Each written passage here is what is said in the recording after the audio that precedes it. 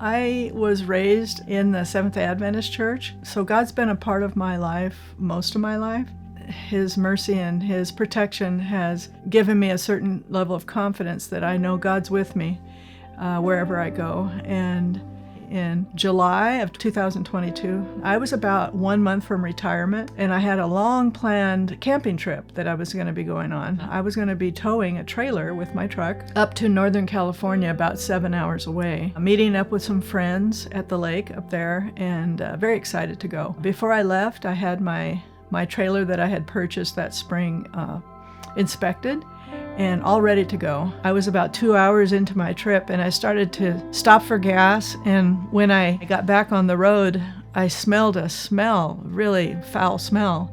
Something's burning, and I stopped right away, and I realized that my brakes had completely burned up. I had no brakes on the trailer. You know, it was God's protection that I didn't encounter any other problems with those brakes, so I was really blessed that God was watching over me. The next morning, I left that campground, got back on the highway, and within, 10 minutes, I had a tire blow out on it exploded. One of the tires exploded on the trailer, and I had them inspected, so this was quite a shock to me that the tires were not good. And this location is very close to Death Valley, where I was. Very hot. It was in July. It was probably 110 outside, and I had to wait for 3 hours for someone to come and help me with that tire. I was traveling through a canyon, pulling my trailer, and there was one lane in each direction on this canyon. I was starting to feel something in the back of the trailer, and I look back. I see one of the tires from the trailer came off, and it kind of bounced across the road and over the hillside into a stream. The tire's gone, and I'm like, I can't drive another inch. I have to stop right there in the middle of the lane. There's no shoulder I can pull over. Up ahead was a curve, a blind curve, and I was backing up traffic. I was in the lane, grabbed my cell phone. Oh no, I have no cell service. I'm like, oh no, Lord, please help me. What am I to do?